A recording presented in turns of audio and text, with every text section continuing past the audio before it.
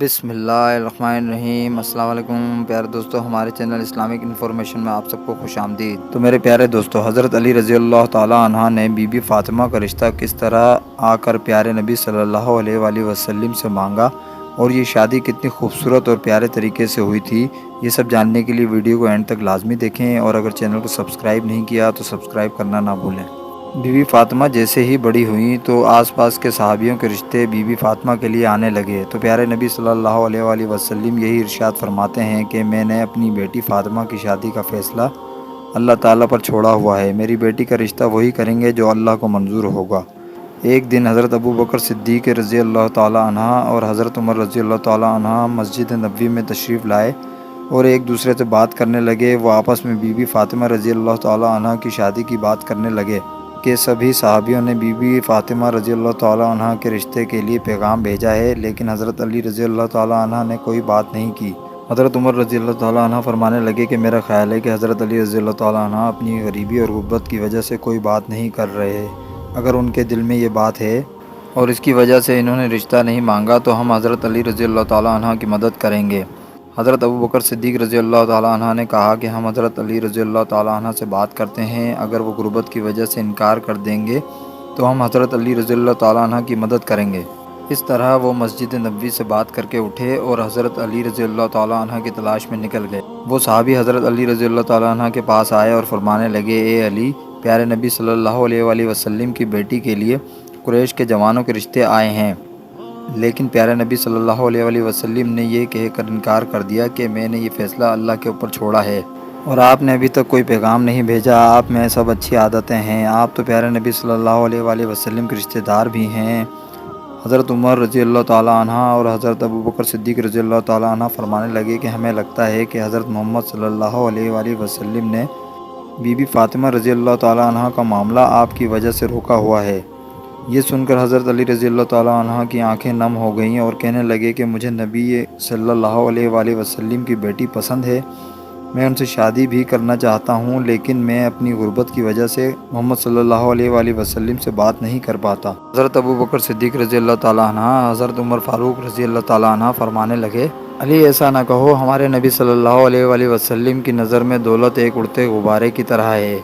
حضرت علی رضی اللہ تعالیٰ عنہ خاموش ہو کر گھر چلے گئے اور گھر میں کچھ دیر آرام کیا اور اٹھ کر اونٹ پر سوار ہو کر آپ صلی اللہ علیہ وآلہ وسلم کے گھر چلے گئے اور جا کر گیٹ کھٹکھٹایا۔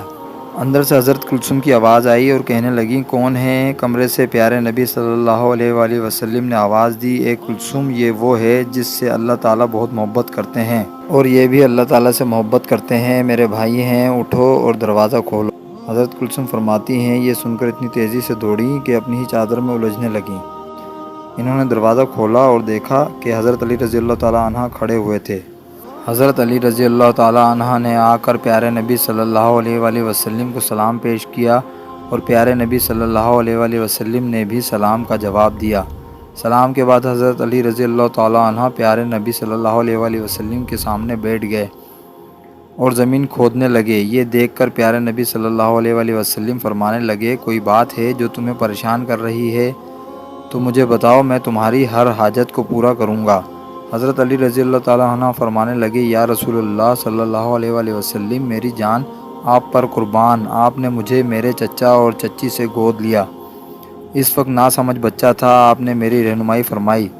ماں باپ سے بڑھ کے محبت کی، اللہ تعالیٰ نے مجھے آپ کے ذریعے ہدایت فرمائی، میں اپنا گھر بنانا چاہتا ہوں، میں چاہتا ہوں کہ میرا گھر ہو، میری بیوی ہو، یا رسول اللہ صلی اللہ علیہ وآلہ وسلم،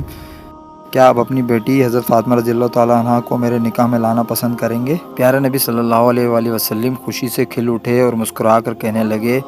اے علی، تم سے پہلے مجھے جبرائیل علیہ السلام یہ پیغام دے چکا ہے۔ سبحان اللہ، ہمارے نبی صلی اللہ علیہ وآلہ وسلم کی شان دیکھیں۔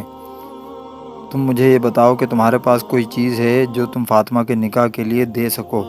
حضرت علی رضی اللہ تعالیٰ عنہ فرمانے لگے، یا رسول اللہ، آپ میری حالت جانتے ہیں کہ میرے پاس صرف ایک تلوار ہے اور ایک پانی لانے والا اونٹ ہے، ان دونوں کے سوا میرے پاس کچھ نہیں۔ پیارے نبی صلی اللہ علیہ وآلہ وسلم فرمانے لگے کہ تلوار سے تو تم اللہ کی راہ میں جہاد کرو گے اور اونٹ پر تم پانی لا کر اپنا گھر چلاؤ گے، اور سفر پر بھی یہ اونٹ تمہاری رہنمائی کرے گا، لیکن ذرا کے بدلے اپنی بیٹی کے نکاح تم سے کرتا ہوں۔ پیارے نبی صلی اللہ علیہ وسلم فرمانے لگے، علی تمہارا اور فاطمہ کا نکاح تو اللہ تعالیٰ نے آسمانوں پر ہی کر دیا ہے۔ تمہارے آنے سے پہلے جبرائیل علیہ السلام مجھے یہ پیغام دے گیا ہے، میں نے صرف اعلان کرنا ہے، تم مسجد پہنچو، میں تمہارے پیچھے آ رہا ہوں اور تمہارے اور فاطمہ کے نکاح کا اعلان کروں گا۔ حضرت علی رضی اللہ تعالیٰ عنہ اتنی خوشی سے باہر نکلے، جھومتے ہوئے جا رہے تھے، اور راستے میں حضرت ابوبکر صدیق رضی اللہ تعالیٰ عنہ اور حضرت عمر رضی اللہ تعالیٰ عنہ نظر آئے۔ ان کے ساتھ ٹکر ہوئی، وہ پوچھنے لگے، اے علی اتنے خوش ہو کر کہاں جا رہے ہو؟